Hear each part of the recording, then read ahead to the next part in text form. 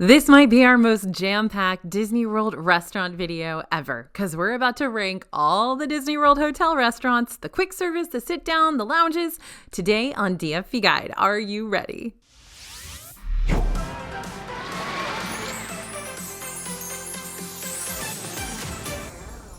Hey everybody, it's AJ for Disney Food Blog. We're about to rank all of the Disney World Resort restaurants property-wide, so get ready for a lot of food in a short amount of time.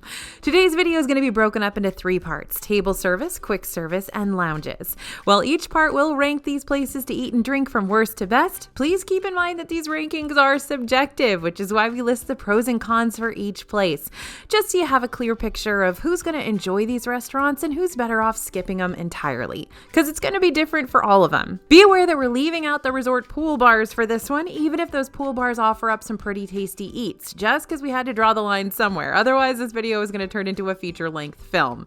So we're going to be quick when we talk about each of these resort restaurants and only give you the basics of what you need to know for them. But if you want to look at these places more in depth, make sure to head over to dfbstore.com right after this and check out our 2024 DFB Guide to Walt Disney World Dining. This is where we're going to take a detailed look at each restaurant on Disney property, including the ones inside the parks and the Disney Springs shopping district, which, by the way, we've also ranked all of those here on our YouTube channel, so you can check those out. Those have all been done in the last couple of months.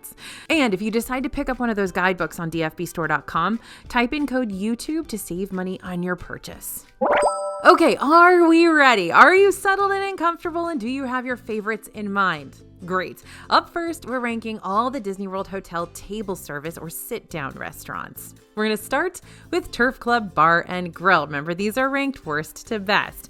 So Turf Club over at Saratoga Springs has received mixed reviews. Some love it and some really don't.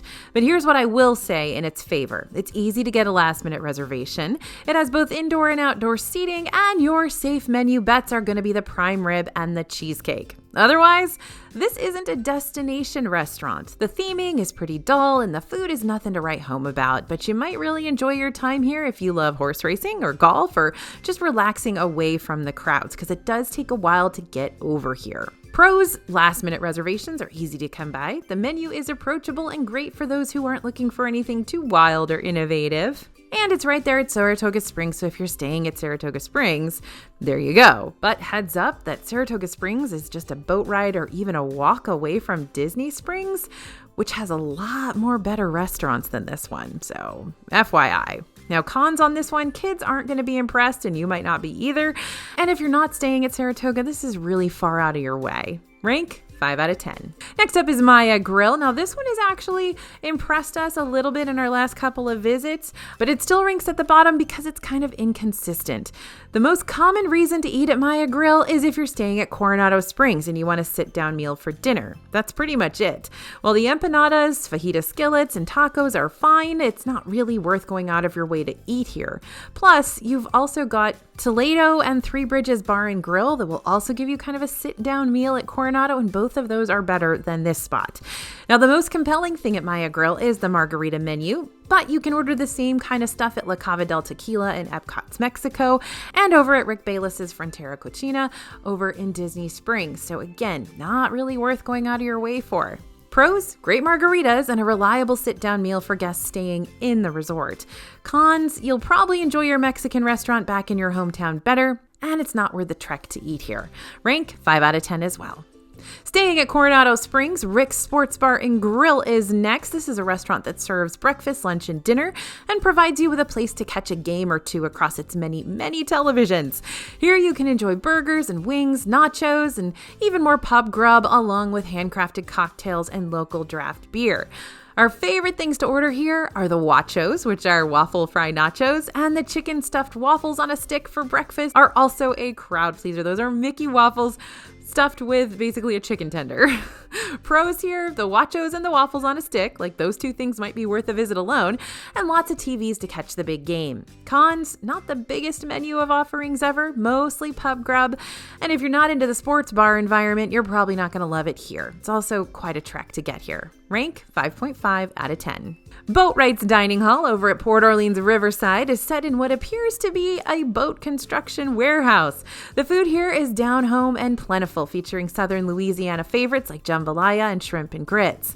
And while this table service switched to being dinner only a long time ago, it can still be a good place to get a last-minute advanced dining reservation. That being said, Boatwright's tends to feel mighty crowded at times since the dining room isn't all that big and it kind of serves 2 entire resorts, and they're big ones at that. Pros, the entrees here are going to give you a lot of bang for your buck, and it's comfort food bliss. Cons, dinner only, and it can make you feel kind of claustrophobic when you're bumping shoulders with the table next to you. Rank 6 out of 10. Over at Caribbean Beach, you can dine at Sebastians Beastro, which, yes, is themed after Ariel's little crustacean sidekick from The Little Mermaid. This restaurant has a tropical beachfront vibe to it and serves all-you-can-eat Latin flavors blended with Caribbean cuisine. This will be one of, if not the, cheapest family-style meal you're going to eat on Disney property, so expect to get a lot of bang for your buck. However, if you made a reservation here thinking it'd be heavy on the seafood options, you're going to be kind of disappointed. The Little Mermaid beachy theming is slightly misleading that way. Pros here, a family-style restaurant that'll help you stretch your dollar, and it's easy to get last-minute reservations. Cons? Sorry, seafood fans, the seafood options here are light, and while the flavors aren't overly spicy, they may be off-putting for those who want to dine on tamer food options. Oh, and don't forget you can get that banana cabana bread pudding here. Rank 6 out of 10. Moving on to Alen Compass restaurant. This is one of those restaurants that you don't even know is there. Kind of like Turf Club Bar and Grill over at Saratoga, which was first on our list. You just don't even know they're there unless you're actually going to them, because you don't tend to pass them by. And honestly, they're mostly kind of for convention guests. So Alen Compass over at Yacht Club Resort offers a gastropub ambiance with New England-inspired comfort food. This table service is a filling meal for a reasonable price, but it just doesn't do anything quite unique enough to set it apart from the other Disney World spots. Again, your typical hotel restaurant. Pros here, fancy but still family friendly and a decent amount of food without breaking the bank. They also have some really, really good Parker House rolls with spreads, so if you are getting dinner there, grab those as your appetizer. Cons? It's pretty forgettable. It's kind of just blah, kind of bland. Now, if you're spending your day in Epcot, stay in Epcot to find someplace more unique to eat, both in dining room theming and in menu variety. Rank here is 6.5 out of 10. Going back to Coronado Springs to Toledo, tapas, steak, and seafood. So this is one of the fancier dining establishments that's lower on our list. Toledo at Gran Destino Tower sits atop the 15-story high tower, giving you endless views of Coronado Springs and Hollywood Studios and Epcot too, which means you might just be able to see the fireworks shows from a distance while you dine, depending on when you visit. Expect to dine on cuisine inspired by Spain, including several unique seafood and steak options, if the name of the restaurant didn't give that away already. Small plates and house boards are also there, and plated in an on-stage tapas kitchen, which makes this setting even more immersive and artsy. Gran Destino Tower also takes pride in its vintage Spanish options on their extensive wine list, so if you consider yourself a wine connoisseur, you might want to try one or a few of these during your visit. I think the main downfall of this restaurant for us, which might so not be a downfall for you, is that many of the plates here can be challenging and too complex, especially for picky eaters. They're also pretty expensive for some of the portions you get. The restaurant plays with textures and flavors a lot, which might be off-putting during those first few bites depending on what you order. Pros here, wonderful sweeping resort views and good for adventurous eaters. Cons, flavors and textures might be too complex for your whole group, and items can add up in price really quickly. Again, you get very pricey food for the size.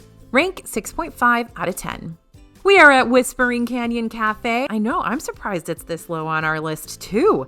Anyway, this is over at Wilderness Lodge. It's a hearty meal filled with server antics and kids riding stick ponies, and it's often a family favorite. What I like about this place is how you can choose whether or not you want to dine family style on those all-you-care-to-enjoy skillets, or if you want to order your entrees a la carte. But if you want a nice meal that's quiet and romantic and not a place where your server might throw straws at you, you may not be as keen about this one. Pros, great for the whole family. The servers are fun and silly and will keep the kids and adults entertained all meal long. It's also family style and a la carte, so you get to choose how you want to eat. Cons here, well, this is not a character dining meal despite the fun server interaction, so don't book a reservation here thinking that Mickey Mouse is going to come out and mess with you. And the big draw here is the atmosphere, so if you're not wanting to play along, then there are much better places to eat at this resort instead. Rank 6.5 out of 10. Now, Cape May Cafe is next. This is our first character restaurant on our list, but it's kind of half and half, a character restaurant and a not character restaurant. I'll explain. The seaside casualness of the Cape May Cafe at Beach Club Resort is quite charming, and you can choose to either eat here for breakfast or dinner, though both experiences will offer you something completely different. If you have your morning meal here, you're going to be able to experience Minnie's Beach Bash Breakfast, which is actually a much quieter experience than many other Disney World character meals, so it definitely earns points for that if you're looking to kind of keep it a little bit more chill than what you might find at like Chef Mickey's. But if you book the Cape May Seafood Buffet for dinner, just remember that this will be a character-free meal. Who needs characters when you have crab legs to contend with, right? But note that the crab legs are no longer included with the buffet price anymore, which really stings because that's what made this restaurant so much more worth it back in the day.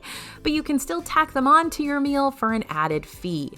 Pros on this one, a quieter character dining experience there if you go for breakfast, and great for families who have a whole lot of different food preferences amongst the group because it is a buffet. Cons, no character dining for dinner and no more endless crab legs. That's very, very sad for a lot of our subscribers. Rank 6.5 out of 10. Moving on to Flying Fish. This is another fancy restaurant, pretty low on our list. Now, as you might expect from the name, the menu at Flying Fish over at Boardwalk Inn is heavy on the seafood and pretty light on everything else. Though I wouldn't be overlooking the limited pastas and steak options here if I were you. They are very tasty. The restaurant has an open kitchen setup, so you may want to ask the host if you can sit over at the counter if available to see the show and possibly interact with some of the chefs. But if you don't like sitting at counters, you don't like sitting at bars, then skip it. It's much more comfortable to sit at one of the regular tables. Flying Fish has a silly name, but it's a pretty upscale spot that kids might not be too enthused with. If you're looking for something the whole family will enjoy, then you're probably better off looking for something a little more Disney specific. Pros here, great for seafood fans and also an unexpected great place for a date night. Cons, may not be too great for your kids, and while there are other non-seafood options on the menu, seafood is the name of the game here, so you might want to swim over someplace else if you're not keen on fishy flavors. Rank 6.5 out of 10. Almost right next door is Tratoria Alforno on the boardwalk. Inside Tratoria Alforno is an Italian-inspired restaurant with just a touch of Mediterranean flair on the menu. This spot has been a lot of things. Who remembers when it was Spoodles and then it was Cucina? There's been lots of stuff in here since I started doing this blog 15 years ago. But anyway, this spot was once the home of the Bon Voyage character breakfast with Rapunzel and Flynn Rider and Ariel and Eric. But these characters have not returned since the restaurant's reopening post-2020 closures. While I would consider Tratoria Alforno one of the best places to get Italian cuisine in Disney World, this location can get loud and feel a little frenzied since it's a popular spot for families to gravitate toward after a long Epcot day. Pros, some of the best Italian cuisine on property, and it's open for breakfast and dinner. Cons, it can get busy and hectic in the evenings, and the character breakfast hasn't returned, so that's a huge bummer. Maybe it'll come back soon, we'll see. Rank 7 out of 10. Next up is Narcoossee's at the Grand Floridian Resort and Spa. This is a high-end seafood restaurant that juts out over Seven Seas Lagoon, meaning it has a pretty decent view of Cinderella Castle off in the distance. While this place may not be as fancy as Citra Co's, which we're going to talk about more in just a second, you have a vastly superior view here and may even be able to watch the Magic Kingdom fireworks from a window table inside the restaurant or from the restaurant's private outdoor deck. Pros here, fireworks views, and it's good for seafood fans. Also a pretty decent date night. Cons, pretty pricey and still may not be as Grand Floridian fancy as you were hoping for, and pretty limited options for those who aren't pro seafood. Rank 7 out of 10. Now, since we're talking about Grand Floridian restaurants, I want to tell you some big news real quick. 1900 Park Fair, which has been closed at Grand Floridian since the 2020 closures, is finally getting ready to reopen this year on April 10th. Disney World has shared that in this refreshed character dining experience, you're going to be joined by brand new characters. You've got Aladdin in his Prince Ali look, Cinderella will be there again, Mirabelle's coming, and Tiana in her new look for Tiana's Bayou Adventure. Now, it's going to be a buffet, as it always has been, same sort of carousel theme vibe. The strawberry soup is going to be back, but we're not going to rank it in here because we don't quite know where it would stand because it's been, 4 years since we've been and it hasn't opened yet. So FYI, it's coming back and you can make advanced dining reservations starting on March 5th. All right, Olivias Cafe is next. You are on island time. Olivias Cafe is a beachy, breezy, casual restaurant in Disney's Old Key West resort that serves up items inspired by the Florida Keys. This is Disney Vacation Club member central. You're going to see pictures of Disney Vacation Club members all over the walls because, of course, Old Key West was the original Disney Vacation Club resort. So this spot serves up a great breakfast featuring banana bread French toast among the offerings, and Olivia's brunch is a daily offering too, making Olivia's one of the only spots in Disney World to get brunch every day. For those in the know, Olivia's is a hidden gem. Pros here, a relaxing, family-friendly brunch atmosphere and brunch all day every day, but you can also get dinner too, don't worry. Cons, if you're looking for a fancy, pinkies up kind of brunch, Olivia's is not the place. And yeah, the Florida flavors are inspiring, but many of these items don't really push the limit when it comes to adventurous dining. Rank 7 out of 10. Citra Co's is next. We're back at Grand Floridian. This is a fresh upscale restaurant inside Grand Flo with a dining room inspired by the Disney film Mary Poppins Returns. But don't freak out. It's not weird and overwhelming. It's just got nice light touches and, like an umbrella stand and stuff. Now, my favorite tip for this one is to keep an eye on the counter of the onstage kitchen while you're deciding what to order. The chefs put finished plates up there for servers to come by and pick up so you can see what everything looks like before you make a choice. The Citra Co's menu varies depending on when you visit, and while the service has always been good for us, it may seem slow to some who are used to being rushed in and out of Disney restaurants. Can take a while. This is a fancy restaurant. It's a signature restaurant, so it's going to cost you money too. Big money. Pros, fresh upscale cuisine that likes to keep us on our toes, and that classy Mary Poppins vibe throughout the dining room. Cons, not best for those looking for a speedy dining experience. I've seen many a kid fall asleep in their chair here, and it's open for dinner only. Rank 7 out of 10. Moving on to Kona Cafe over at Disney's Polynesian Village Resort. This is an underrated gem that's just a monorail trip away from the Magic Kingdom. Kona is known for its macadamia nut pancakes and tonga toast during breakfast, and specialty sushi rolls, burgers, and poke bowls for lunch and dinner. By the way, Kona does still have their kids' chicken tender sushi, so definitely get that if you have a kid who's interested in kind of trying something new, or, adults can get it too. Kona Cafe does have an open dining room set up, so it can be seen from a lot of different spots around the lobby, which you might not mind, but when this place gets busy, things might start to feel a little too people-y for you. Pros here, it's only a monorail ride away from Magic Kingdom, and it's one of the more adventurous breakfast spots on Disney property with some seriously delicious eats. Cons, you may start to wish you had a little more space to spread out, and it kind of feels like a boring hotel restaurant. Also, this isn't a character breakfast location. For that, you're going to have to hit up Ohana next door. More on that later. Rank 7 out of 10. We've made it to Beaches and Cream Soda Shop at Beach Club Resort. This is a little diner featuring burgers and grilled cheese, comfort food galore, and massive sundaes. It's not too terribly pricey for a Disney table service restaurant, which makes it a great option for families. Not to mention it's within walking distance of Epcot. The main downside here is that advanced dining reservations can fill up quickly, and if you put your name on a walk-up wait list, you may experience a much longer wait than you were anticipating. So plan to eat here during off hours for a late lunch or early dinner to combat that issue, or show up as soon as they open. And if you're traveling with a group of 4 or more, consider ordering the king of ice cream sundaes in Disney World, the kitchen sink. No, seriously, this thing is literally served in a kitchen sink. It's huge, and it's got every single ice cream flavor and every single ice cream topping in the house, including an entire can of whipped cream. Pros for this one, we love it. We love it here at Beaches and Cream. So clearly we're getting up to the better restaurants on the list here. It's a great option for families who want a sit-down meal without breaking the bank. You also got those massive sundaes, and it's truly comfort food. For those who don't know, haven't been to Disney World in a long time, this one did get an expansion, so it is bigger than the Beaches and Cream that you remember from like 5 or 6 years ago. So just heads up on that. Cons, advanced dining reservations do book up fast here. The food isn't as unique as what you're going to find inside Epcot or in some of the other restaurants around the Epcot resort area, but it's still nice to know it's within walking distance of the park. Just a heads up here too, by the way, as soon as the Epcot fireworks are over, this place becomes a mob scene. So please don't try to come over here and snag a table right after the Epcot fireworks. Now there is a to-go window, so you can grab your big old sundaes from the to-go window. That's totally cool, but it will be probably a longish line right after the fireworks go off. I always try to get over here, I try to bail on the Epcot fireworks 2 minutes early and then get over here to be the first one in line. Rank 7.5 out of 10. Now, interrupting the flow of this video again to remind you all that a brand new table service restaurant will be coming to Boardwalk Inn later this year. The Cake Bake Shop by Gwendolyn Rogers will be a sit-down dining experience in a whimsical setting with sweet, savory, and tea service options to choose from.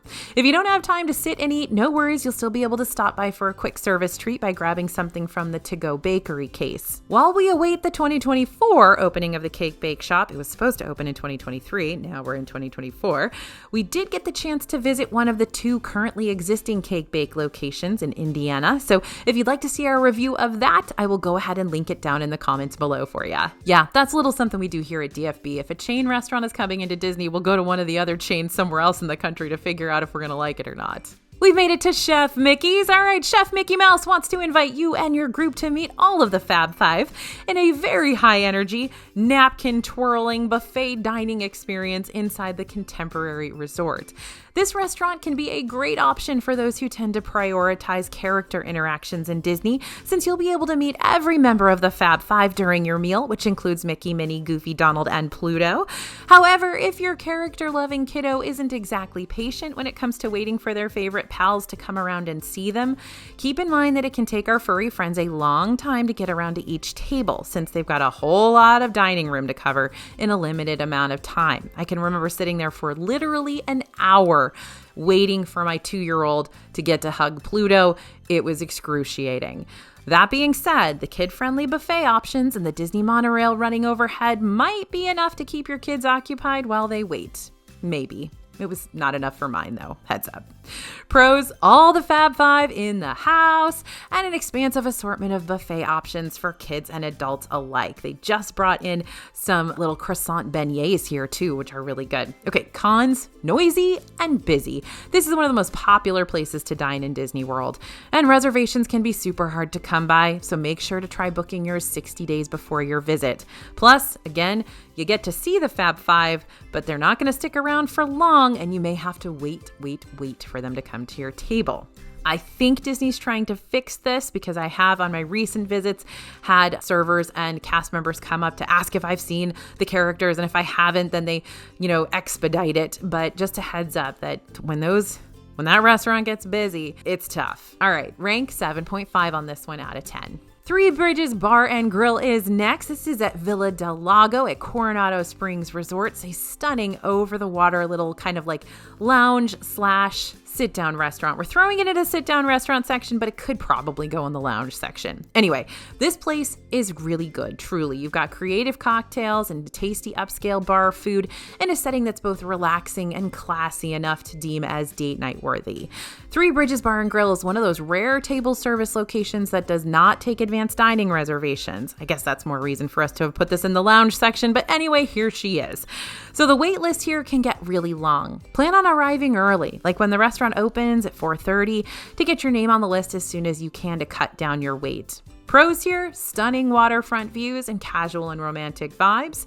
Cons, the wait list can get long. On the weekends, you might find yourself waiting 1 to 2 hours before you're seated. Another con is that all the seating is outdoors, so heads up, if you've got one of those bakingly hot Orlando days, this may not be nearly as relaxing as you expected. And also, the warm Manchego and Oaxaca cheese dip changed into a boring old white queso dip. I love white queso dip, but I am not okay that we lost this incredible cheese dip that they had before. Rank here is still 8 out of 10, but I can't make any promises for next year. We are headed over to Yacht Club Resort again, to Yachtsman Steakhouse, and this place does a lot of things right. The steaks here are some of the best around, the kids menu is robust, and the French onion soup is cheeserific. But if you're someone who eats a plant-based diet, there's not a lot of options for you here. Not to mention, if you're already dining at Le Cellier in Epcot, which is steps away from this resort, then this meal might dull in comparison. So pros on this one, really, really good steaks, and it's a very typical steakhouse setup. The dining room is a little bit boring, but you might like that sort of neutral vibe. They also have an impressive kids menu too. Cons, again, classic steakhouse environment, so you might be on the hunt for something more exciting and not great for plant-based eaters. Rank is 8.5 out of 10. Grand Floridian Cafe is hidden way back and around the corner from the Grand Floridian lobby, but once you find it, you are in for a treat. This table service restaurant is in a lovely setting and is one of Disney World's lesser known options, so you can often get a last minute reservation for it, easy peasy, and I don't know why, because it's really good. Grand Floridian Cafe is also the most reasonably priced table service restaurant you're going to find at Disney World's flagship resort, the Grand Floridian. Hearty brunch fare is served here during both breakfast and lunch meal times, so we definitely recommend getting the chicken and waffles if you can, unless that is you already ordered chicken and waffles at Homecoming in Disney Springs, because Homecoming might be a little bit better, although you can get a Mickey waffle here. Pros, easy for last minute reservations, and an actually affordable table service option in the Grand Floridian that's really good. Cons, if you've already had the chicken and waffles at Homecoming in Disney Springs, these might be a little disappointing, but frankly, I like both of them pretty well. And not the most exciting place to bring your kids, but they do have Mickey waffles. Rank 8.5 out of 10. Hoop-de-Doo Musical Review over at Fort Wilderness is the only place where you're going to find a dinner theater show inside the Disney bubble right now. The evening features a fun, interactive show with lots of singing and dancing and corny jokes alongside all you care to eat comfort food and beer and sangrias. That's right, your beer and sangria is included in your everything included price tag. Now, while I really do love it here, you gotta keep in mind that what you're really paying for is the entertainment and not necessarily for the food, because the food is pretty basic at best. Pros, fun dinner show experience, and it always holds up. I've seen it like 7 times and I still love it. And you get a lot of food for your buck, including those alcohol refills too. Cons, the food is okay, but not knock your socks off awesome. It's okay, just keep your expectations a little bit lower on this one. And there are only 3 showtimes per evening, so reservations for this one book up fast. Special tip on this, we do always recommend to book seating level 1 or 2. Try not to book seating level 3, even though it's the cheapest, because I really think that there's a big drop off in seating quality between level 2 and level 3. Rank 8.5 out of 10. Topolinos Terrace over at the Riviera Resort is located up on this hotel's rooftop, featuring signature dining in the evening and a prix-fixe character breakfast called Breakfast a la Art with Mickey and Friends in the morning.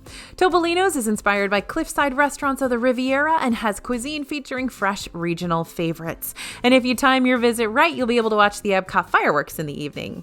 Pros here, 2 unique dining experiences depending on what time you make your reservation for, and the characters are adorable in their artsy attire, and the fireworks will give you goosebumps when you watch them from that outdoor patio space. But remember, characters in the morning, fireworks at night. You don't get both of them at the same time. Cons, characters are only available during breakfast, and it's very, very pricey. This place is expensive.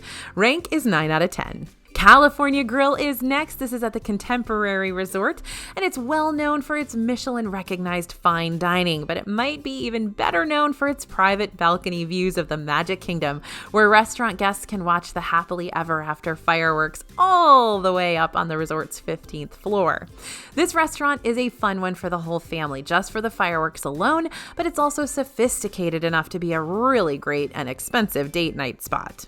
While California used to serve up a more traditional a la carte menu, it's been serving up a really pricey prix-fixe menu ever since Disney World's 50th anniversary celebration in 2021, meaning this meal is going to be at minimum $89 per adult and $39 per kid, plus tax and gratuity.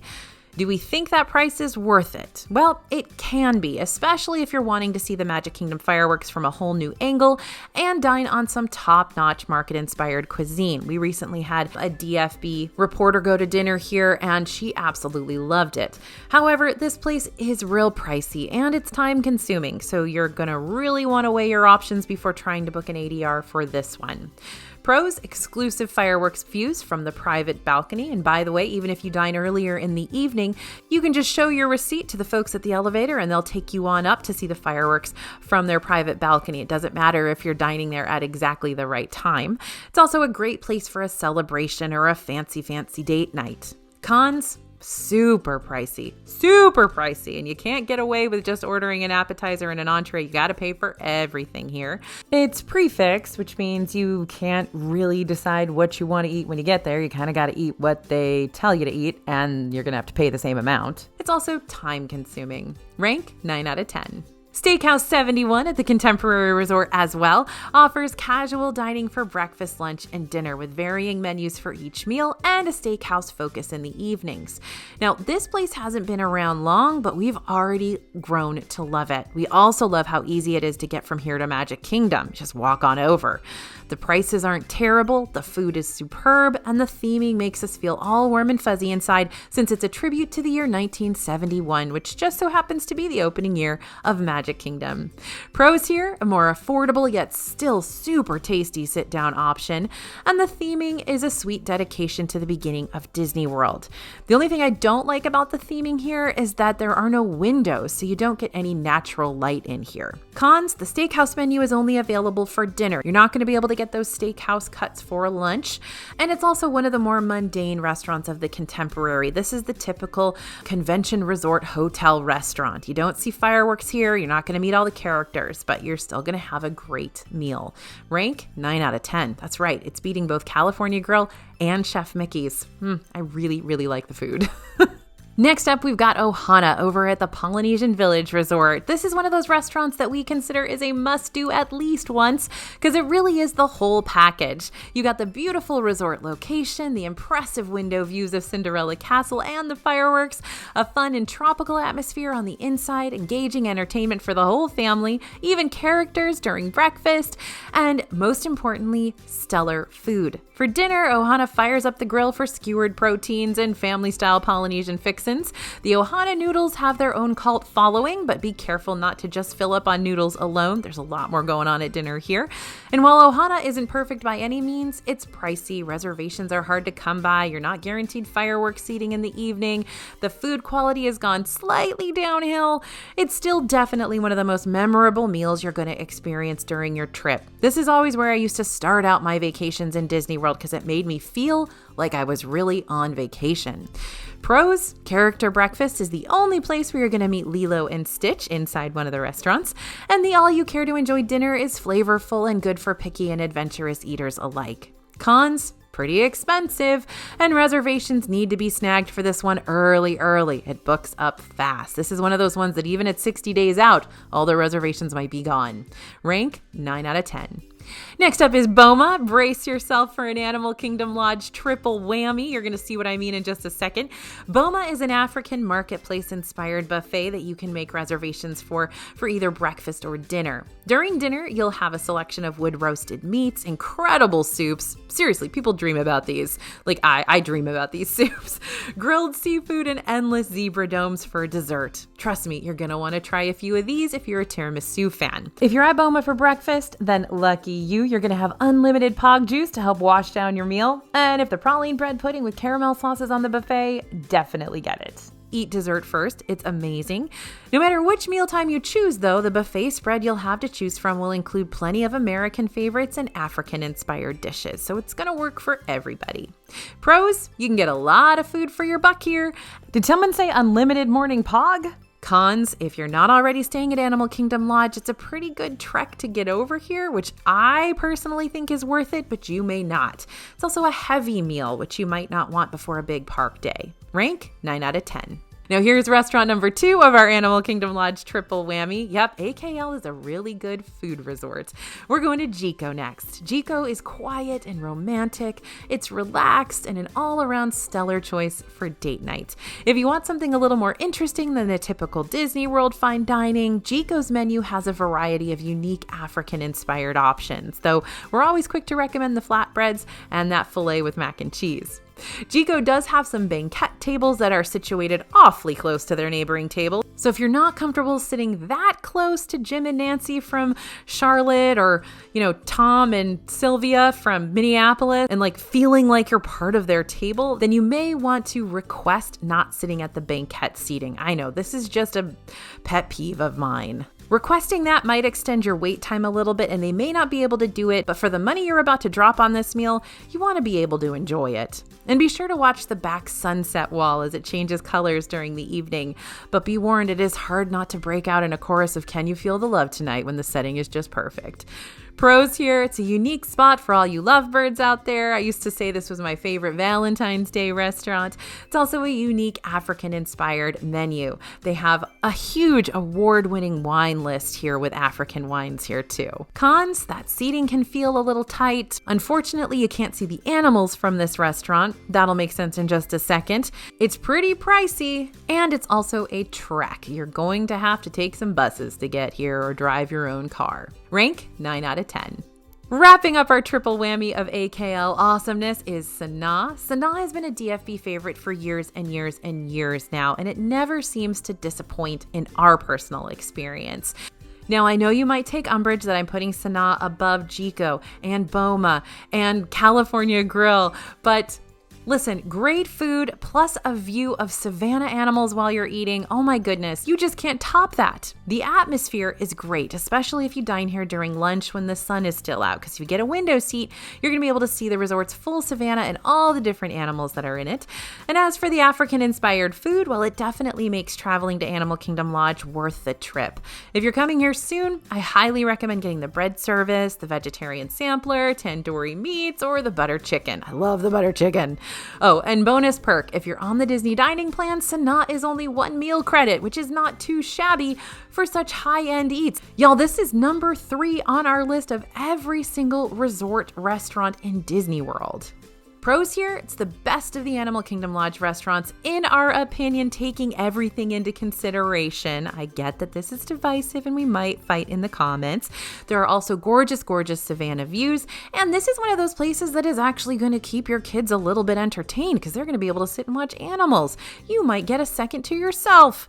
Cons, you won't be able to see the savannah if you dine here once the sun goes down. This is important, y'all. Do not make your Sona reservation after sunset because you're not going to see those animals, and suddenly this is going to go way down on the list. Not way down, but definitely down a few notches. And the menu is very adventurous, and maybe too adventurous for some. Rank here is 9.5 out of 10. Next up on our list is Victoria and Albert's, and yes, it's number 2 on our list.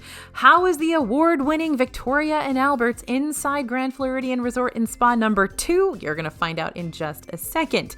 Now, this is the most exclusive restaurant in all of Disney World and has not only been recognized by the Michelin Guide, but has also won the prestigious AAA 5 Diamond Award for like a bajillion years. This restaurant offers a main dining room, a chef's table located in the kitchen, very exclusive, and a Queen Victoria room, which is exclusive but not as exclusive as a chef's table. You're gonna have 2 tables in here. Now, pricing depends on what area you sit in, but expect to pay at minimum $295 plus per guest. Yep, this is definitely the most expensive resort restaurant you're gonna come across, but the multi-hour dining experience might be more than worth it for you. Pros here, great for those who really, really, really love food and consider it a major part of the vacation experience, and it's exclusive, divine, and very classy. Talk about making memories.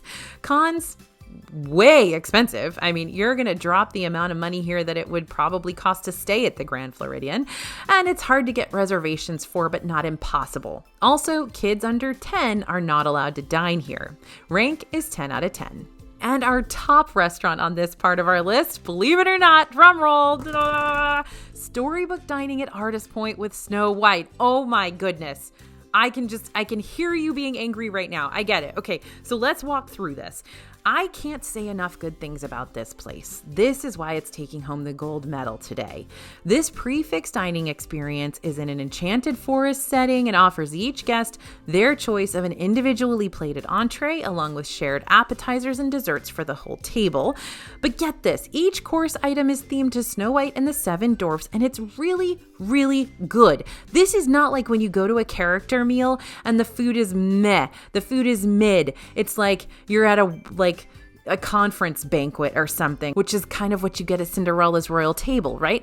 This is different, y'all. This is actually very good. They do an excellent job. By the way, this is in Wilderness Lodge. I said that, right? Okay. Now, the reason we've got Snow White and the Seven Dwarfs is that you're going to get to meet Snow White and Grumpy and Dopey and the Evil Queen. Now, it's hard to find all these folks together. You can meet Snow White sometimes in Epcot, but there's really not a lot of other places unless you're paying extra money for an evening event to meet Grumpy, Dopey, and the Evil Queen. So Storybook Dining knocks it out of the park as far as both character meals and prefix menus go, but make sure to get reservations for this one as soon as possible. You can only eat here during dinner, meaning reservation spots are much more limited, and honestly, they just fly. So definitely check, and if you don't get it on that 60 days out, then keep looking for cancellations. Pros here? All of it. I was just there and I want to go back tomorrow. The setting, the characters, the high quality themed eats, I love it here. The prime rib, y'all, is amazing. It comes with these huge Yorkshire puddings. You gotta try it. Now, it's great for kids and couples looking for a Disney themed date night. It's a versatile place. Cons, reservations book up quickly. It's a character dining experience, meaning it's going to be a pricey experience. And if you're kind of awkward and weird around characters, which I understand, same, then this might not be the great option for you. Plus, if your kids are super picky, then they're probably not going to like it here. So check that kids menu first. Rank 10 out of 10. Here we go to quick service. Are you ready? We're starting with Boardwalk Pizza Window. So remember, we're going worst to best. So locations can be deceiving. While the Boardwalk Pizza Window is right next door to Tratoria Alforno, you're definitely not going to get the same quality of food here. You're just going to get a real standard, hearty super slice of pizza. And when I say super, I don't mean like really good. I mean like big. But despite the basic eats and that ultra limited menu, some folks really love this place. And the late hours are certainly useful when you're trudging home after a late night at the park or a night out at Jelly Rolls. But are we going to go out of our way to eat here? Nope, not at all. This is for emergency situations only. Pros, it's pizza, and that's hard to screw up. And the famous grapefruit beer that you can find in Epcot's Germany Pavilion is sold here too. Cons, literally, it's just pizza, not great pizza at that. So rank 5 out of 10. Now let's talk Cafe Rick's. This is a good option at Coronado Springs when you need to grab a quick snack or breakfast or lunch before you head out to the parks or the pool, but I wouldn't plan your entire trip around eating here. It's just nice to know it's here in case you need a speedy pastry or gelato scoop to start your day. Pros here for all your morning munchy needs or quick eats for those who need something on the go. Cons, it does close at 12:30 p.m., so not the most reliable spot ever. And the sandwiches and salads over here are pretty basic and kind of overpriced for what they are. Plus, it closes at 12:30, so you're not even going to need to get them. Rank 5 out of 10. Next up are the All-Star Resorts food courts. You're going to find typical food court eats and drinks among the various stations inside End Zone Food Court at All-Star Sports, Intermission Food Court at All-Star Music, and World Premiere Food Court at All-Star Movies. Yep, we're covering 3 restaurants in one point because they're basically copy-paste versions of each other menu-wise. We've made some surprisingly tasty discoveries at these food courts in the past, especially in their bakery display cases, which like to bring us seasonal treats from time to time. But other than that, expect staple theme park cuisine: burgers, hot dogs, pizza, salad, sandwiches, pasta, chicken nuggets, and the like. Pros on these, lots of options to choose from and fairly inexpensive, especially for Disney standards. They also may stay open a little bit later, sometimes till 11. Cons, food is pretty basic except for a few standouts here and there that are usually seasonal. And when you've been to one, you've been to them all, despite the different themes. Rank 5.5 out of 10. All right, Beach Club Marketplace is next. Now, Beach Club Marketplace at Beach Club Resort is 90% gift shop and 10% eatery.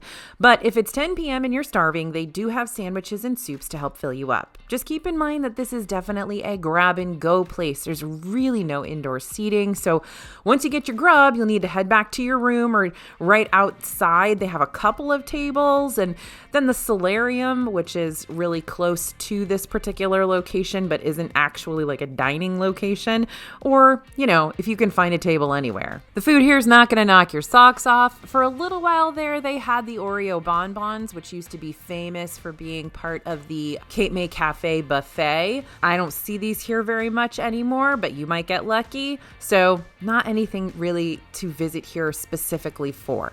Pros, stays open late and be on the lookout for pop-up seasonal snacks. Cons, this is mostly a shop and barely a quick service, and there's no indoor seating. This is one of the things that I really dislike about Beach Club, honestly, is that they don't have a good counter service option. Rank 5.5 out of 10. Next up is the market at Alen Compass. So this is at Yacht Club Resort, and it prides itself on one thing: convenience. This is a lot like Beach Club Marketplace, right? It's mostly a store, but there's a little bit more food on offer here than you're going to find at Beach Club Marketplace. And there's some decent seating, which is the only reason that it ranks kind of where it ranks. There's a big focus here on grab-and-go items, but hot sandwiches, specialty desserts, and even a coffee bar round out the options pretty nicely. Pros, good option if you're staying at Yacht Club as a conference guest and need a quick bite between panels, and it's affordable and reliable. Cons, not a whole lot of variety here, though the variety isn't too bad. Looking for a sit-down meal, you've got one right next door, right over there at Alen Compass, or Alen Compass Lounge. But overall, this is not a destination-worthy situation, and again, it kind of annoys me that these resorts don't have a good quick service location. Rank 5.5 out of 10. Boardwalk Deli is next. They replaced the now closed Boardwalk Bakery back in 2022, and yet the Boardwalk Deli still honors the old bakery's namesake by continuing to sell many of its fan favorite pastries alongside some new, more substantial eats like the everything bagel sandwich and the warm pastrami Reuben. Now, the deli is a decent option if you're looking for a quick grab-and-go meal near Epcot, but I wouldn't go out of my way to eat here or anything, not when there are so many more unique options available nearby. It also kind of gets a ding because, again, we have a deluxe resort without a decent quick service location. This place has no indoor seating, and it rounds out the trio of 3 deluxe resorts in the Epcot resort area that don't have a good, large quick service spot. So I don't know why they made it like that. I don't know why we have to kind of fight that battle if we're staying there, but alas, that's the situation. Maybe they will change that. Maybe they'll put a good quick service into where Big River Grill used to be. We'll see, but so far they haven't given us anything really decent as far as quick service here. Now, the Boardwalk Deli does have some really, really good grilled cheese and tomato soup, so if you're in the mood for that, there you go. Pros here: quick, cheap, and close to Epcot, and it still sells those classic favorite bakery treats. Cons, though, the savory items here aren't super memorable, but they do diverge just a tad from the standard theme park eats, and no indoor seating. Rank 5.5 out of 10. Okay, next up is Centertown Market. Now, some of you might be a little frustrated that Boardwalk Deli ranks lower than Centertown Market. I get it. I understand. Those two are pretty much on a par for me. So if you want to switch them around in your head, you can. So Centertown Market is the main quick service, like the food court at Caribbean Beach Resort. And it's set up to resemble a steel market like you'd find over on the Caribbean islands. While the food here is a little more unique than what you'll find at the Value Resort food courts, nothing really stands out as being something you've got to try during your vacation. However, if you're staying as a guest at Caribbean Beach, it's a convenient spot to grab something affordable before or after a big park day. Pros here: quick and affordable option and convenient for Caribbean resort guests. Cons: the food is very mid, nothing you want to travel for, and even the grab-and-go snacks are pretty uninspiring. Rank 5.5 out of 10. Heading over to the Chuck Wagon at Fort Wilderness. You didn't even know this was here, did you? This is housed in a retro RV and features corn dog nuggets, burgers, sandwiches, salads, and some fun moonshine cocktails. Per the release of this video, the Chuck Wagon is currently closed for refurbishment, but we'll let you know when it's back up and running again. Now, when it's open, it's got a decent selection of eats and specialty drinks, and it's also typically the place you can grab s'mores fixins too for the nightly Chippendale sing-along around the campfire. Those are some of the pros of this spot. Cons: well, it's out in the middle of nowhere. It's in Fort Wilderness, and it's hard to get to if you're not staying there, and even hard to get there if you are staying there but in a totally different area of the resort. And because of its RV style, it kind of blends into perfectly with the resort. Very easy to overlook this one, but if you do happen to be going to Fort Wilderness, this is a fun spot that very few people get to eat, so it could be interesting to just throw it in the mix as something different. Rank 5.5 out of 10. I know, we got a lot of 5.5s. There's a lot of stuff that's just doesn't be great. Okay, Spyglass Grill is next. I bet a lot of you don't even know what this is either. Spyglass is a simple walk-up window at Caribbean beach resort offering a variety of American foods infused with Caribbean flavors. So this place might be pretty tiny, but it does stay open for breakfast, lunch, and dinner, typically from 7 a.m. to 10 p.m., making it a pretty reliable place for quick and satisfying sustenance. Pros, open all day long and affordable eats. Cons, pretty easy to overlook and not located in the hub of the resort, but in Trinidad South, so it may not be convenient for you to reach depending on where your room is. I do give them props though for putting a dining location somewhere other than the central area of Caribbean Beach because people really need food that they don't have to walk half an hour to get to. Rank 5.5 out of 10. We haven't been to here at the Boardwalk yet because it's not open, but we have been to it in Disneyland, so I feel like we can sort of talk about it. Yes, this is more new eats coming to the Boardwalk Inn this year. Blue Ribbon Corn Dogs does operate that kiosk in downtown Disney on the West Coast, but now it seems that this controversial corn dog location will be making a second home on the East Coast. Blue Ribbon Corn Dogs will be serving hand-dipped corn dogs as well as other much more unique corn dog creations. Recently, Disney confirmed that the pickle corn dog would be making its appearance over at this new stand, which just proves the corn dog offerings over in Disney World are going to be just as wacky and wonderful as the ones in Disneyland. We are very excited to try this one when it comes to the Boardwalk. I think it'll be a good addition. Again, we're not getting a straight up counter service location, like a counter service location with indoor seating in this particular area. Can you tell it really grates on me that they don't have that, but at least it's another option for a quick grab and go meal when you're on the Boardwalk. Now, I'm going to tentatively put this one at a 6 out of 10, but again, haven't had the location in Disney World yet because it's not open, so we'll see what happens. Next is El Mercado de Coronado. This is the big quick service at Coronado Springs. Used to be called a Pepper Market if you used to go back in the day. Now, El Mercado could have ranked higher on this list just for their abundance of Mexican and American-inspired food choices spread across multiple food stations. Pretty decent stuff. But I can't tell you how many times it's let me down because of its weird hours. Between lunch and dinner, El Mercado closes temporarily to switch over its offerings. Lunch is available between 11:30 and 2 daily, while dinner is 5 to 11 daily, meaning there's this 3-hour gap of time where you can't get anything other than very limited grab-and-go eats and soda refills here. So watch out if you try to eat here during non-peak dining times. Pros, lots of different options, both adventurous and not so adventurous. It's also affordable and there's tons of indoor seating. Cons, it has strange hours, so it might be closed when you're there and it's not really worth going out of your way for if you're not staying there. Rank 6 out of 10. Artist Palette is next. This is set amongst exposed brick walls and artistic glass light fixtures in that horse racing themed resort Saratoga Springs. So Artist Palette serves up counter service options for breakfast, lunch, and dinner, but it also shares a space with the resort's marketplace where many Disney Vacation Club members shop for basic groceries. So this is kind of what the Beach Club Marketplace and the market at Alen Compass should be because there is indoor seating here. There's plenty of options, and I wish they'd kind of given those two resorts a little bit more of this sort of thing, even if they have to share it. Anyway, fresh sandwiches, pizza, salads, they get the spotlight for lunch and dinner, but the Artist Palette is also an under-the-radar spot to find some pretty cool and creative cupcakes as well. Pros here, warm and inviting decor, and you can check this place out for underrated seasonal treats. Cons, surprisingly enough, peak hours can get pretty busy here, so you may want to mobile order your grub instead of waiting in line for it. And the menu's pretty basic, but the environment is nice and fun. Plus, you've got indoor seating. Gotta love it. Rank 6 out of 10. Moving on to Kona Island. So I know it sounds weird, but Kona Island at Disney's Polynesian Village Resort specializes in coffee and sushi. Though I don't know if I'd recommend ordering them together, and sometimes you can't. This little island can be easily overlooked in the midst of all the Polynesian Village flair, but if you go here for one reason and one reason only, go here for the morning pastries and the seasonal snacks, because you're going to find baked goods at Kona Island that you won't find anywhere else.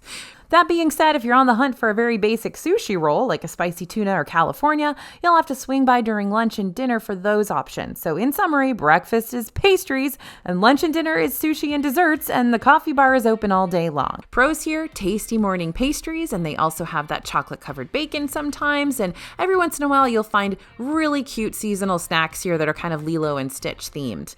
And if you need a coffee fix before heading to the parks, Kona Island is right there on your way to the monorail.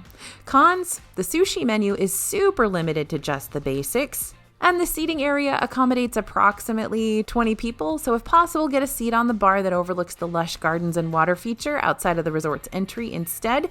You may also take your selections to go if you prefer. Rank is 6 out of 10. Goods Food to Go. This is a takeout window at the Old Key West Resort. If you're staying at Old Key West and you're about to have a full hotel day, no parks included, then Goods is a decent place to stop for consistently well-prepared quick service menu items. There's no need to travel to get here if you're not here already, unless you're willing to travel for key lime pie Dole Whip whenever they're available, because those are unique and very good. Pros, key lime pie Dole Whips are thebomb.com, and it's reliable for all of you Old Key West folks. Cons, not going to be a super memorable Disney meal or anything, and is pretty limited seating. Rank 6 out of 10. All right, we're finally getting to the 6.5s on our list. Everything Pop Food Court slots in right here. This is value resort food court dining, so expect lots of grab-and-go options and stations for things like pasta, burgers, pizza, and more. The most exciting option we like to pick up here is the tie-dye cheesecake from the bakery display case, which is both colorful and wonderfully sweet. They also have a classic giant oatmeal cream pie here that's really, really fun. They make it in-house, so that's definitely something to grab if you are nostalgic for OCPs. Pros here, creative and colorful bakery items, and a reliable place that can serve the whole fam even after the parks close. Cons, pretty standard theme park grub, and if you're not already staying at Pop, it's not worth the extra trip out to eat here unless you're dying to try that multicolored cheesecake or the OCP. Rank 6.5 out of 10. Now, Landscape of Flavors is next, and I'm very, very sad to tell you that Landscape of Flavors, if I had done this video 10 years ago, would have been way, way, way higher in this list, but unfortunately it has fallen down the ranks.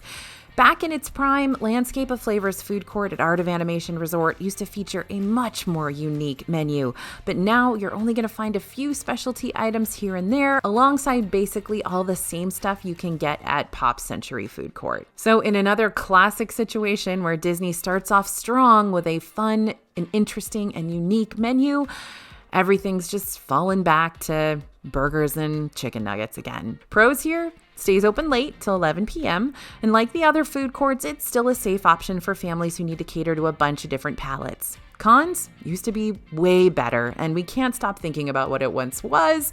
And the food quality is pretty basic. It'll feed you, but it's not going to be memorable. Rank 6.5 out of 10.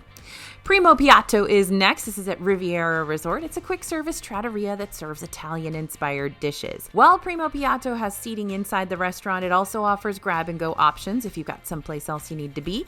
Now, we tend to enjoy the croque monsieur here, or if you'll be stopping by for breakfast, you can snack on the croque madame, made with that classic French ham, then served with a fried egg.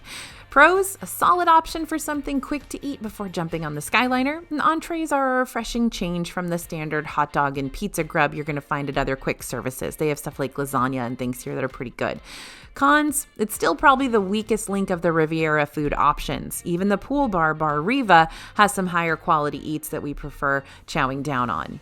And sides and desserts here are hit or miss. We just had a brand new review that we did here, and it was just kind of like, we wish it had been better. It was probably like a 5 out of 10 for us right then. I'm ranking it a 7 out of 10 here because it has been good for us in the past, but our most recent review was pretty disappointing on this one. Riverside Mill Food Court is next. Now, remember how I said boat rides can feel a bit too snug over at Port Orleans Riverside? The exact opposite is true of the resort's food court, Riverside Mill.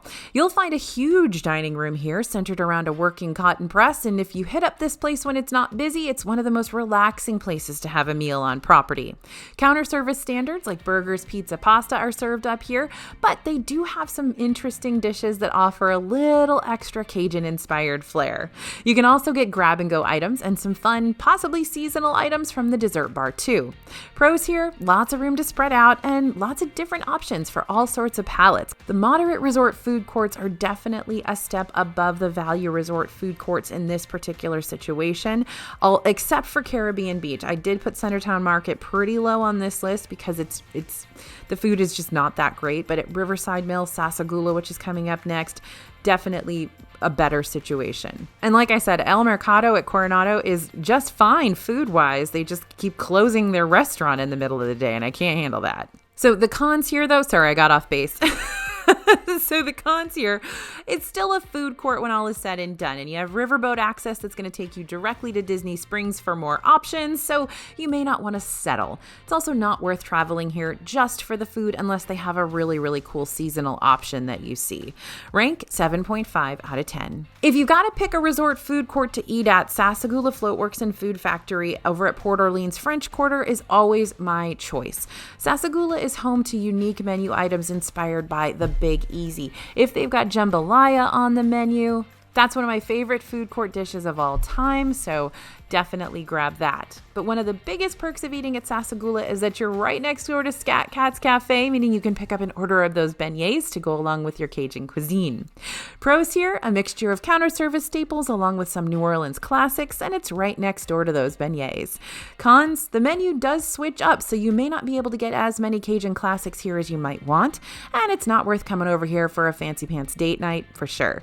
Rank 8 out of 10. Oh, and for those of you who are saying that you should come over for a fancy pants date night to eat at the Scat Cat's Lounge, you're right, and we're going to talk about it soon. Okay, the Mara is next. This is your quick service oasis at Animal Kingdom Lodge, a truly convenient eatery for meals and snacks and beverages with a little bit of an African-inspired twist.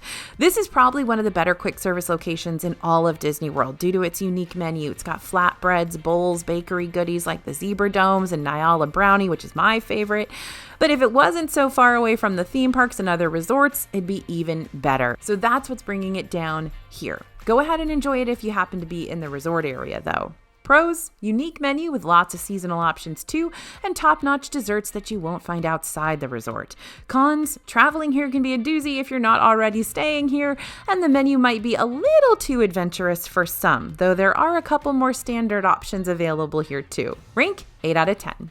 We have made it to Contempo Cafe. So Contempo Cafe at the Contemporary Resort is known for really creative bakery stuff like cupcakes, and then there's Mickey waffles there, flavorful flatbreads, and a lot of other noteworthy seasonal treats. Now, since it's within walking distance to the Magic Kingdom, sometimes we like to escape the park just to dine here, enjoy a break away from all the crowds. But that doesn't mean this restaurant is quiet by any means.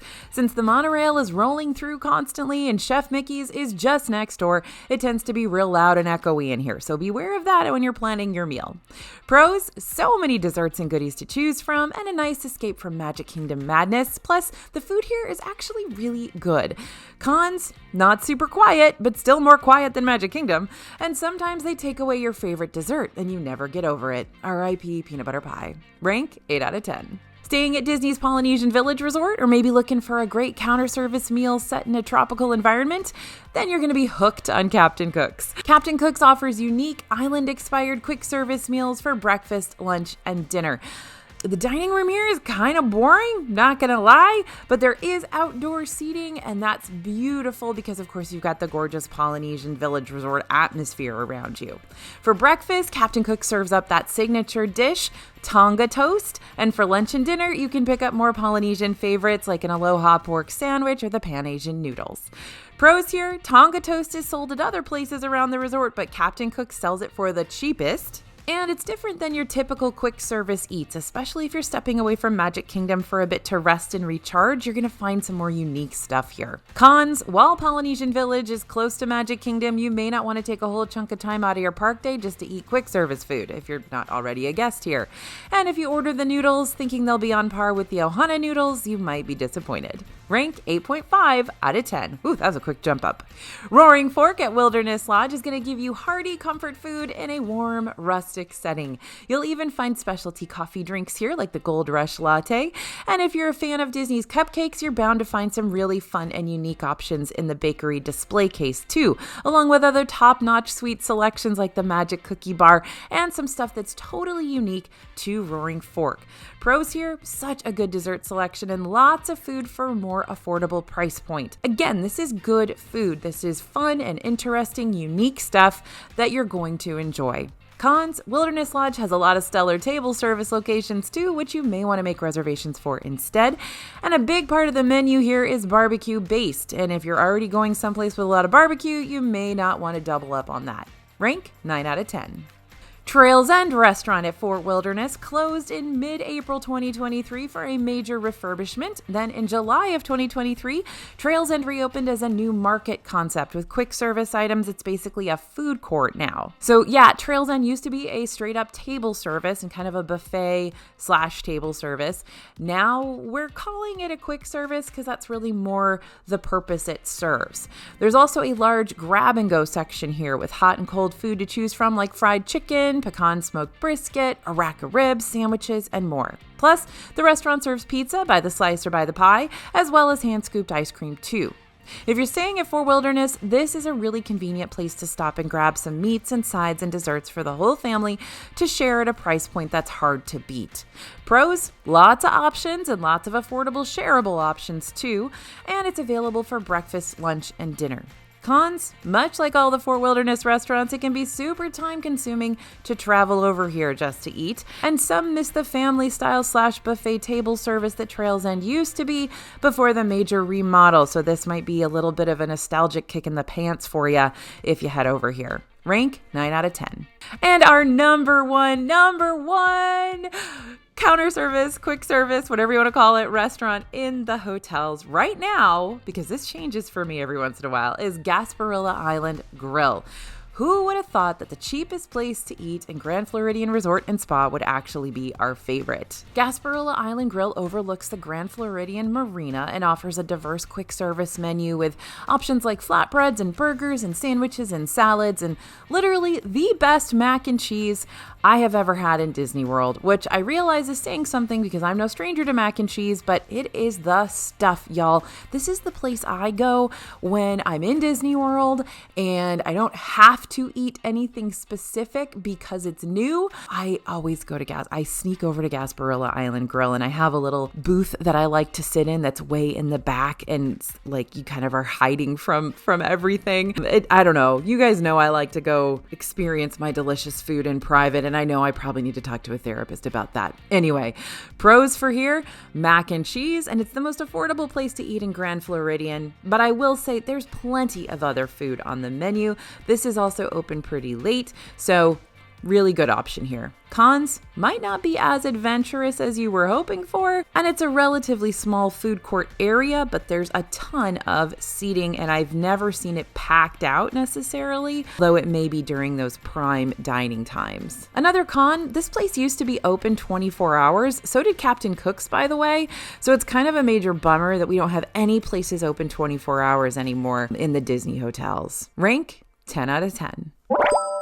Now it's time to round out today's list by ranking all of the resort lounges, which might just be my favorite category of them all. Disney is actually really, really good at creating lounges that are good for the whole family, have lots of good food, and you don't have to make a dining reservation for these places, which can save your rear end quite a few times when you're there during busy times. Okay, we're going to start at the bottom with Turf Club Lounge. I mean, I feel the same way about Turf Club Lounge that I do about the Turf Club Bar and Grill. And I know I'm going to get some comments about this because we're going to have some Disney Vacation Club Saratoga Spring owners who are going to tell me, "You're silly, AJ. This is a wonderful place and we can never wait to go here." And that's great. If you feel that way, please let me know in the comments and tell me the things you love to get at Turf Club Lounge, because that's going to be super helpful for me and for everybody else who's watching this. Anyway, this is a place where you can play pool to your heart's content, nosh on a light menu of appetizers, and drink from a full bar. But other than that, it's a trek to get there. You got Disney Springs right across the water. You can actually walk there. So I'm not sure that this is the place that I would probably choose over a bunch of the lounges in Disney Springs. Pros? You can head over here and play pool as much as you want, and it serves its purpose. It can give you drinks and apps and leave you feeling semi-satisfied. Cons, pretty drab, just kind of feels like you're hanging out at a bar back home, and literally every resort lounge is better than this one. Rank 5 out of 10. Next is Cape Town Lounge. Now, this is interesting. Let's note here, y'all, since you've been with me this long in this video, that this is an Animal Kingdom Lodge lounge, and it is ranking very, very low. But don't worry, there's plenty of Animal Kingdom Lodge lounges that are going to be much higher. But Cape Town is a wine bar adjacent to Jiko in Animal Kingdom Lodge. This is kind of like the waiting area for Jiko, basically. Because of its proximity to the restaurant, you can order from Jiko's full menu of African wines as well as select appetizers from the kitchen in. So that's awesome about this place. But it's really small. And again, you've just got people waiting for their table here. So there's just going to be a lot of, it's not really a vibe. And when it's super busy in the restaurant, you may be able to order from the full Chico menu here too, but that's not a guarantee. So if you don't want to gamble with that, I'd still suggest making reservations for Chico if you can. Pros, good alternative if you can't get a reservation for Chico, but again, you're taking a gamble. And you also have access to all of those amazing South African wines. So if you love South African wines and you don't want to book a whole table at Chico, this is the place to go. Cons, it's not Chico. It's not really relaxing or comfortable over here because again, you've just got people coming and going for the restaurant, and it's literally right at the check-in desk of the restaurant. So this isn't necessarily the place I'd go to have, a nice relaxing evening. You've got Victoria Falls Lounge nearby. That's probably what I'd choose for that. So overall, Cape Town Lounge isn't bad. The problem and why it's this low is that there's just much better places in very close vicinity. 5.5 out of 10. Next up is Bellevue Lounge, which I know a lot of you who've been watching the channel for a long time are maybe surprised this is as low as it is on the list, but hear me out. So Bellevue is at the Boardwalk Inn. It's a charming 1940s inspired bar that serves up breakfast in the morning, then strictly cocktails and mocktails later on in the day. And by the way, breakfast isn't anything like wow worthy.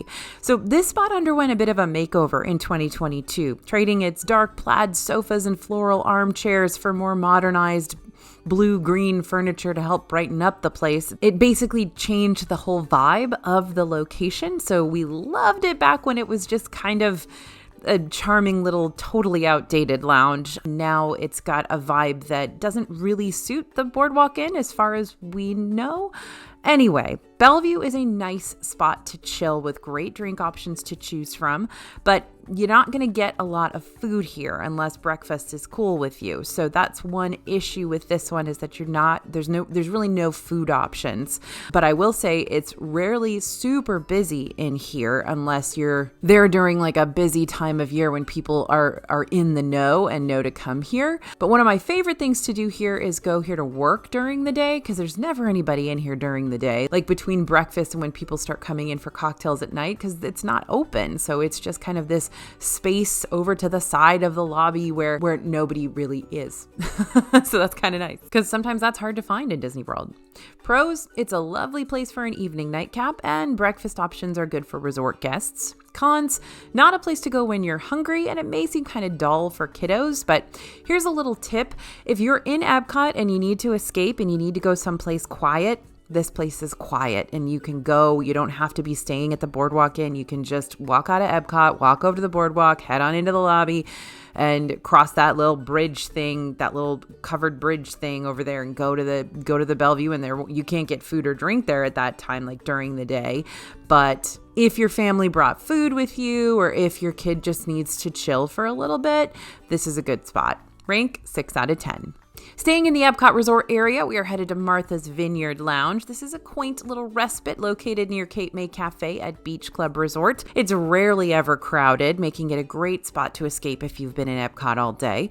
You feel free to stop by for a specialty martini, a wine flight, or an appetizer, and you may even be able to order something more unique here depending on the season. They do have enough food to turn this into a dinner, though. Pros, peaceful spot after a long and grueling Epcot day, and unique drinks with some limited time seasonal offerings too. Cons, if you're looking for a hip happening nighttime soiree, this is not the place. It's actually more in keeping with kind of your grandma's living room than like a happening night spot. And food options are real limited, but the New England clam chowder and loaded potato barrels make you forget that. Sort of. Rank is 6 out of 10. Heading over to Alen Compass Lounge. Now, Alen Compass has been mentioned 3 times in this video now, but each of these yacht club eateries serves a different purpose. Alen Compass is a nice spot to relax with a nightcap while winding down for the evening, or to grab a bite or two from their substantial appetizer menu. And that's about it. Nothing too much more to report here. Pros, nice peace and quiet. Unless, of course, there's a convention in town, in which case you're going to have a lot of suits in here. Also, drinks and apps, just what you'd expect from a lounge. Cons, similar downsides to Alen Compass restaurant and marketplace, just not standout locations, and kids will probably get bored here. Rank 6 out of 10. Abracadabar on the Boardwalk is a magic-themed bar over at Boardwalk Inn, which serves up signature cocktails, wine, beer, and a small selection of appetizers.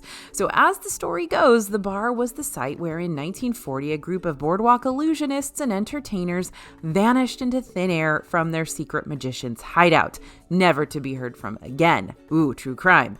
Now don't be fooled by the cool storyline. Other than some magical themed props and knickknacks and cocktails, the story doesn't play a super huge part in the overall lounge experience, which is a super bummer because it used to. Some of you will remember when this place first opened and there were very cool cocktails that were very, very themed, that things actually happened when you ordered them. That's all gone by the wayside, and you really don't have that cool interactivity that you used to have, which is a bummer.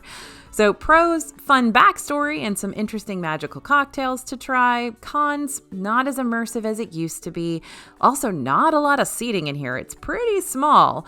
And the food is okay, but not stellar and pretty limited. Rank 6 out of 10. Barcelona Lounge is next on our list, believe it or not. This is in the lower lobby of Gran Destino Tower at Coronado Springs. It's a stunning espresso bar / gin and tonic lounge featuring views of Lago Dorado and Coronado Springs beyond. In the morning, offerings include Spanish coffee, classic coffee, beverages like orange juice, hot chocolate, smoothies. You can also pick up breakfasty items like Spanish pastries, fruit cups, and more. From late morning until the lounge closes, this place transforms into an artsy cocktail bar, complete with specialty cocktails, all with a Spanish twist. So Barcelona Lounge also generally offers a small selection of food items served from 3 p.m. to 12 a.m. These include Spanish charcuterie, Spanish artisanal cheeses, hummus, and marinated olives, but typically nothing more substantial than that. Pros, beautiful design and craftsmanship of the bar itself, and 2 different services offered throughout the day. Cons, not a place to go if you're looking for more substantial eats, and there is a break between service, so if you time your visit out wrong, you might miss out on getting a drink or a bite here altogether. Rank 6 out of 10. Crockett's Tavern over at Fort Wilderness is next. This is a wagon wheel nostalgic full-service bar offering adult beverages along with eats like sliders and charcuterie boards and dessert trios. This spot also serves up a selection of specialty moonshine cocktails, which seems to be a common theme among the Fort Wilderness offerings. Now, if you can't decide what moonshine cocktail you want to order, then order the Flight for around $18. That way you can sample the 3 most popular options, including the Gully Wumper, Blackberry Lightning, and Spiced Appleberry Shine. Pros here, if you're a Fort Wilderness guest looking for some small bites and cocktails, Crockett's Tavern is the place to be. And don't forget to try the moonshine cocktail flight. Plus, you may just have some nostalgia around this place if you've grown up with Fort Wilderness. Cons, not a huge menu here, but definitely enough to make a meal. And getting to the lounge is a major trek if you're not already staying here as a guest. Rank 6.5 out of 10. Victoria Falls Lounge is next. This overlooks Bulma at Animal Kingdom Lodge, and it feels like a retreat decked out with safari decor, a nearby cascading waterfall, and deep leather chairs. Here you can order international beers, African wines, and specialty coffees, but there's also a small, teeny food menu here featuring primarily small plate appetizers and African-inspired fare. Now, my tip here is to ask the bartender for a Victoria Falls Mist because that's one of my favorite cocktails here, but I will admit it has Midori in it, so if you don't like Midori, there you go. Pros here is a retreat light setting where you could easily relax the day away and such a fun and interesting array of drink options. Cons, very small food menu. It's also kind of in the middle of everything at Animal Kingdom Lodge, so it can get real loud, especially when Bulma is in full swing downstairs. Prices for drinks are also going to add up real quick here. Rank 7 out of 10. Heading over to Citra Co's Lounge, this is how you can cheat and still order Citra Co's menu without all the reservation fuss. This lounge serves wines and specialty martinis, cocktails, espresso, and most importantly, menu items straight from the main restaurant. The seating isn't the most comfortable here. It's basically bar seating, but it's still a great alternative if you missed your window of opportunity to make reservations for Citra Co's and you really wanted to. Pros, you can eat Citra Co's food without the Citra Co's reservation, and lots lots of drinks to choose from too. Cons, the seating isn't the most comfortable. This is another one of those places that it's basically the waiting area for the restaurant, so you're gonna have people coming and going all the time, but I will say it's larger than Cape Town, so you can kind of ignore all that coming and going, and you may still have to wait to be seated since the lounge is first come, first served. Rank 7 out of 10. River Roost Lounge is next over at Port Orleans Riverside Resort. Yeehaw Bob has entertained audiences for decades at River Roost. He's got a show that highlights his impressive piano skills and includes lots of audience participation. There's not a huge menu of food options here, and Yeehaw Bob only performs on certain nights, usually Wednesday through Saturday. But when the stars align and you get here for the show and the drinks and the loaded potato puffs, then you're gonna be in for a good time. Pros, Yeehaw Bob's sing-along piano performance and the Louisiana-inspired cocktails and apps. Cons, Yeehaw Bob's schedule is inconsistent, so you may not be there on a night that he's there, and in which case, why'd you go all the way over there? And the bar can get pretty crowded on the nights that he does perform, so stake out your spot early. Rank 7 out of 10. Banana Cabana is next. If you gotta pick somewhere to eat in Caribbean Beach Resort, Banana Cabana is it. This is a lounge near the main pool, but still has more offerings than your average pool bar. It's also a very cool vibe. This place is inspired by the festive culture found in the Caribbean, and though appetizer selection is fairly limited with items more akin to pub grub, the entrees are a little more inspiring with options like Cuban sandwiches, calypso salads, and the best treat of them all, the pineapple coconut bread pudding, which was created by the same chef who made the Ohana bread pudding. So you know it's the real deal here, and it's cheaper. Pros, one of the better places to have a bite and drink at Caribbean Beach, if not the best. Cheaper, Ohana bread pudding? Yes, please. Cons, apps leave something to be desired. And while the restaurant is covered, there's not AC in this one. It's all pretty much outdoors, even though you do have the cover, so it can get a little warm at times. Rank 7 out of 10. Dahlia Lounge is next. Now, I love Dahlia Lounge way more than I should. This is at the top of Grandestino Tower at Coronado Springs Resort, and it's inspired by the Disney short film Destino, which was in part storyboarded by artist Salvador Dali. The thing about this place is it's beautiful and nobody knows it's there. It absolutely shocks me that nobody's aware of this place. The only people that come up here are people staying at Coronado Springs, and even then, a lot of the folks don't know it's there.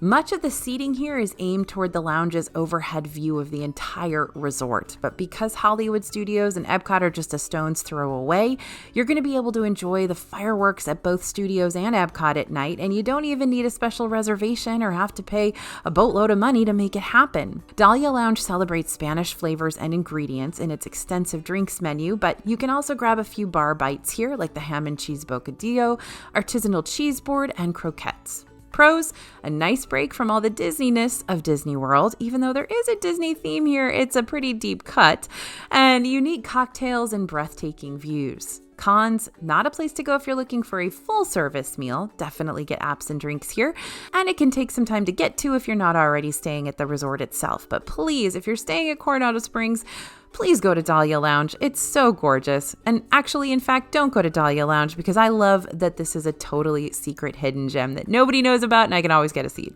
Rank 7.5 out of 10. Territory Lounge is next at Wilderness Lodge. Now, this used to be way better than it is now, and they went and switched up their menu to items I don't like nearly as much as the items that were here before. I'm sorry, but there's no way that I can justify paying that much money for 3 little tiny bowls of popcorn. Anyway, regardless, I still have a soft spot for this place. It's got a casual ambiance, reminiscent of a mountain lodge, and continues to be a great place to blow off steam and relax in Disney World. And even though I'm not a big fan of the new menu, it's still a more interesting assortment of eats to choose from than a lot of other places around property. So Territory Lounge, I still love you, but I do want a menu change, please. Pros here, quiet atmosphere and the lounge version of a hug, basically. And there's a unique assortment of lounge bites, even if I'm bitter about them, but heads up, you can still get the mushroom bisque if you ask for it, even if it's not on the menu. Cons here, why did they take away my fondue? I do not understand, and it's not the best place for kids to hang out, but still, I've seen lots of kids in here. They're doing just fine. Rank 8 out of 10. Next on our list is Cruise Cup Lounge, where I get my incredible prime rib sliders. You can get prime rib sliders again at Cruise Cup Lounge and Yacht Club Resort, and that's all I really care about. Not really, kind of. Cruise Cup is also a good place to hit up if you don't want a full sit-down meal from Yachtsman Steakhouse, but you still want to take a load off, grab a bite to eat, prime rib sliders, drink a refreshing cocktail, and just hang out in a relaxing and cozy atmosphere. The pros here? Prime rib sliders. It's also an intimate spot for a date night without breaking the bank, and it's also a casual place to hang out, so it's kind of both. Cons, the atmosphere is dimly lit, so if you want to go someplace brighter, I'd skip this one. Again, if you want more of the full steakhouse cut options, you're going to need reservations for Yachtsman Steakhouse. Now, note that this one does open to serve food in the late afternoon, so this is not a lunch place for you. It's going to be a kind of late lunch and early dinner kind of place. Rank 8 out of 10. Next is California Grill Lounge. If you didn't get the chance to make a reservation for Cali Grill, or you didn't want to pay $89 per person to eat there, California Grill Lounge might be a good solution. Come early in the evening and snag a spot at this first come, first served lounge. You'll still have access to the outdoor patio where you can watch Magic Kingdom's Happily Ever After fireworks at the end of the night. You don't even have to stay there the whole time. Just go ahead and bring your receipt back when it's time for fireworks, and they'll let you go ahead out there and watch from there, same as California Grill. Now, while you're not going to be able to dine on the full menu here like you used to be able to do before California Grill switched to being a prefix dining experience, you can order a cheese board to go along with your beverages. Pros here, 15th story fireworks minus the $89 price tag, and it's a great option if you couldn't get reservations before they booked up.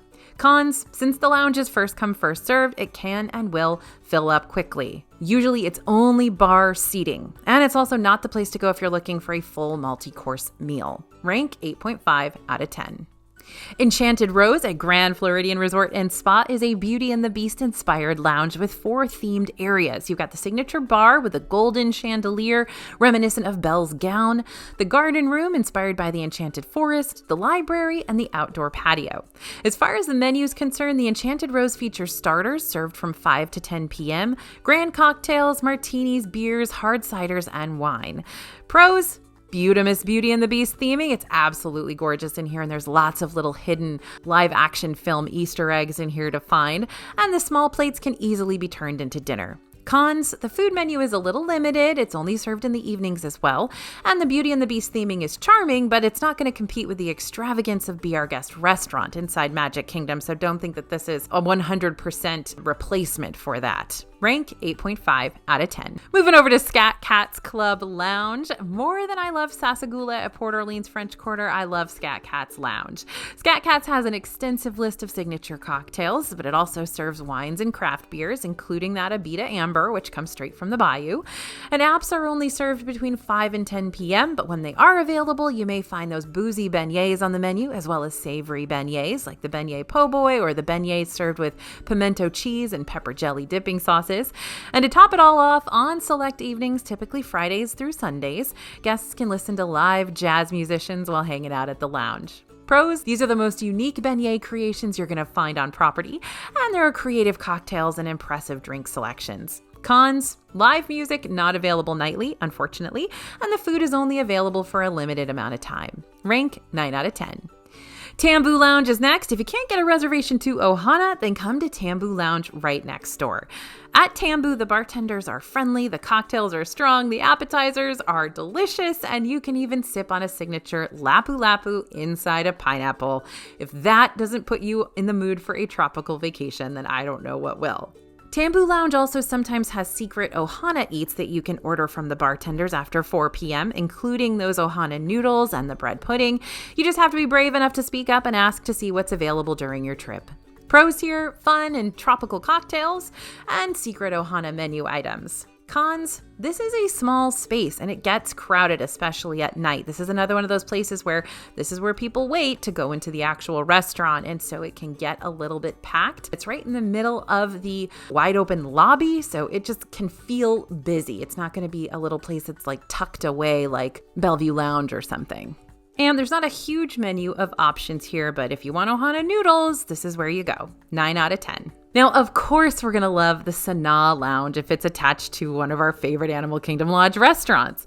This ultra relaxed location is rarely busy. Why? Because it's way far out of the way from anybody who's not necessarily staying at Kidani Village. And while, yes, it is kind of a trek to get there, once you are there, the vibes are great and the food and drinks are worth the wait, particularly that Sona bread service. In fact, we think this lounge is one of the best kept food secrets in Disney World, but we're spilling that secret to you because we care about you. Pros here, peaceful escape from all the noise and good drinks and good eats. What more could you ask for? Cons?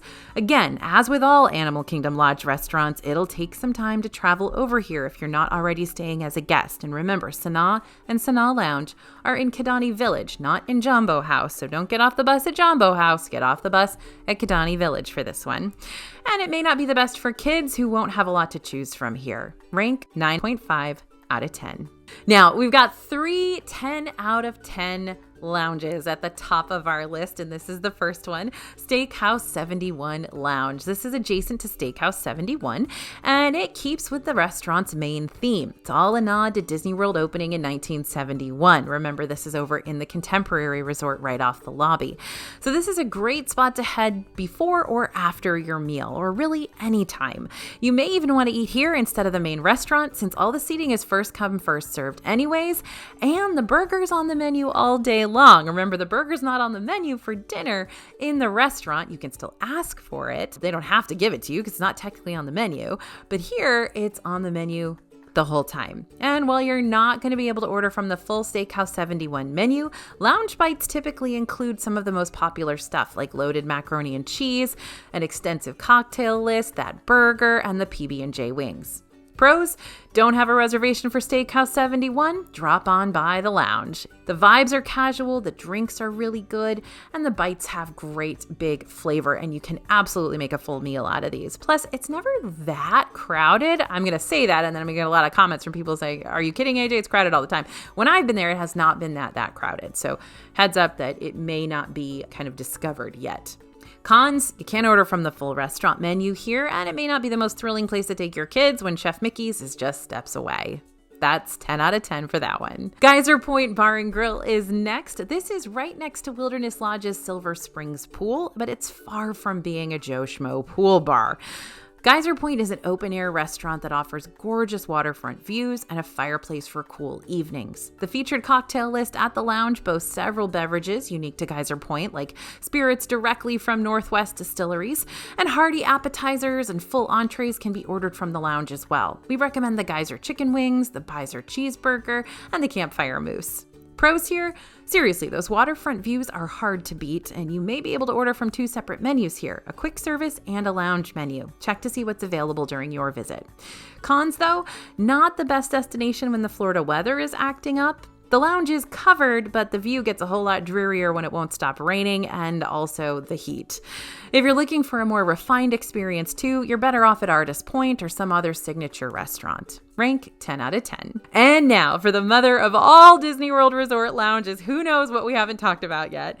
We've got the iconic Trader Sam's over at Polynesian Village Resort. The drinks and eats are enjoyable, but what you really come to Trader Sam's Grog Grotto for are the zany interactive elements and those incredible cast members. So these interactive elements include special effects and bartender shenanigans, which are determined by what booze you order. So you'll have a different Grog Grotto experience each time you visit, unless you keep ordering the same thing over and over again. Seating is super limited here though, and there are no reservations that you can make ahead of time, so you have to plan your day around getting to the resort and putting your name on a walk-up wait list when it first opens, which is around 3 p.m. If you miss your window of opportunity, you can always check out the outdoor version of Trader Sam's called Tiki Terrace. And this may not have the interactive elements that Grog Grotto has or any of the theming, but you can get all the same drinks and apps here along with some gorgeous views of the resort. So pros on this one, the most immersive bar on Disney property. There's always something new happening in here. And the indoor and outdoor availability. Same menu, different atmospheres. Cons, seating at Grog Grotto is really limited and hard to get, and there's no reservations, which means walk-up wait lists can fill up quick if you don't plan your day around coming here. Rank 10 out of 10. Whew, oh my gosh, you guys, we did it. It might be hard to imagine, but we have even more Disney World restaurant reviews for you to check out. So don't forget to head to dfbstore.com for your DFB guide to Walt Disney World dining. We also have rankings of all of the restaurants in all of the parks, in addition to Disney Springs, and of course, these restaurant rankings at the hotels. So check them all out, y'all. We've got them in a playlist for you. Thanks for listening, everyone. Thanks for watching, sticking with me through this whole video. It's been a blast. As always, this is AJ for Disney Food Blog, and we'll see you real soon.